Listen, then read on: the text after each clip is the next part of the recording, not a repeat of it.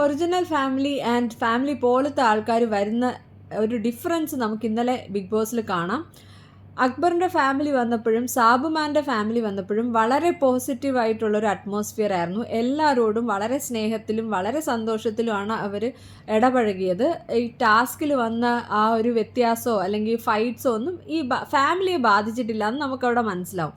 അതേസമയം Diya Sana and Jasmine മൂസയാണ് ആദിലയ്ക്കും നൂറയ്ക്കും വേണ്ടി വന്നത്. ഇവർ വന്നിട്ട് ആദിലെ നൂറെ വെറുപ്പിക്കാനാണോ വന്നതെന്ന് എനിക്ക് മനസ്സിലായില്ല. എനിക്ക് ഈ ദിയാസന പണ്ടേ ഇഷ്ടമല്ല. ഈ ബിഗ് ബോസിൽ വന്ന സമയത്ത് എനിക്ക് ആ സ്ത്രീയെ ഇഷ്ടമല്ല.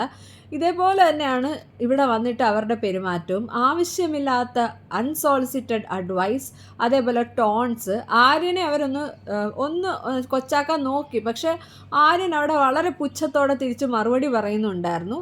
അതിനുശേഷം ആര്യൻ വന്നിട്ട് ജിസേലിൻ്റെ അടുത്ത് ആര്യൻ്റെ ആ രോഷം പറഞ്ഞു തീർക്കുന്നുണ്ട്. എന്തായാലും ദിയാസന വളരെ ബോറിംഗ് ആയിട്ടാണ് പെരുമാറിയത്. എനിക്ക് അത് കണ്ടപ്പോൾ എനിക്ക് ആദിലയോടും നൂറയോടും ശരിക്കും സഹതാപമാണ് തോന്നിയത്. വേറെ ആരെയും കിട്ടിയില്ല അവർക്ക് കൊണ്ടുവരാൻ.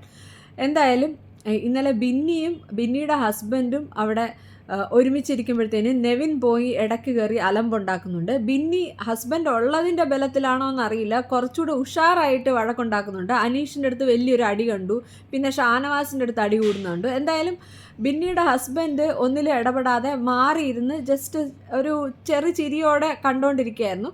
എന്നിട്ട് ഇതെല്ലാം കഴിഞ്ഞിട്ട് ബിന്നി വന്ന് അടുത്തിരിക്കുമ്പോഴത്തേനും വെൽ ഡൺ മൈ ഗേൾ എന്ന് പറയുന്ന രീതിയിൽ പുള്ളി ഒന്ന് തട്ടി പ്രോത്സാഹിപ്പിക്കുന്നുണ്ട്. അതൊക്കെ ഒരു രസമുണ്ടായിരുന്നു കാണാൻ. അതിനുശേഷമാണ് ഈ ഒനിയിലും, പിന്നെ ഈ ഒനിയിലാണെങ്കിൽ എന്തൊക്കെയാണ്, ഒനിയിലിന് ഒരു സ്റ്റാൻഡും ഇല്ല, ഒരു സ്റ്റാൻഡേർഡോ ക്വാളിറ്റിയോ ഇല്ലാത്തൊരു കണ്ടസ്റ്റൻറ്റ്. ഇയാളെ എന്തിനാണ് ഇവിടെ നിർത്തിയിരിക്കുന്നത്? പണ്ടേ പിടിച്ച് വെളി കളയേണ്ടായിരുന്നു. എന്തായാലും ലക്ഷ്മി വന്നിട്ട് ലക്ഷ്മിയുടെ ഈ ഒരു സദാചാര സംസാരം ഇതൊക്കെ കാരണമാണ് ഒനിയിലിന് കുറച്ചെങ്കിലും ഒരു വോട്ട് വെളിയിൽ കിട്ടിയത്. പക്ഷേ ഒനിയിലിനെ നേരത്തെ വെളി കളയേണ്ടതാണ്. എനിക്ക് ഇയാളെ സഹിക്കാൻ പറ്റുന്നില്ല. ഇയാൾ ഭയങ്കര ടോക്സിക്കാണ്, ഭയങ്കര ഷോവനിസ്റ്റിക് ആയിട്ടുള്ളൊരു സംസാരം. ആര്യനെ കുറ്റം പറയുന്നു മറ്റുള്ളവരുടെ കൂടെ.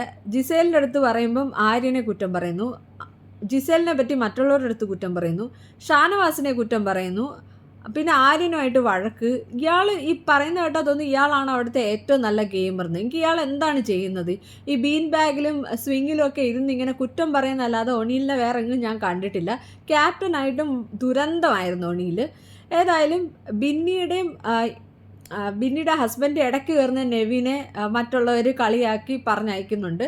നെവിൻ ഇതുവരെ ബൗണ്ടറി സെറ്റ് ചെയ്യുന്നത് എന്താണെന്ന് മനസ്സിലാക്കിയിട്ടില്ല. അത് കുറച്ചുകൂടെ നന്നായിട്ടൊന്ന് ചെയ്തിരുന്നെങ്കിൽ നെവിന് കുറച്ചുകൂടെ ഒരു അക്സെപ്റ്റൻസ് കിട്ടിയേനെ.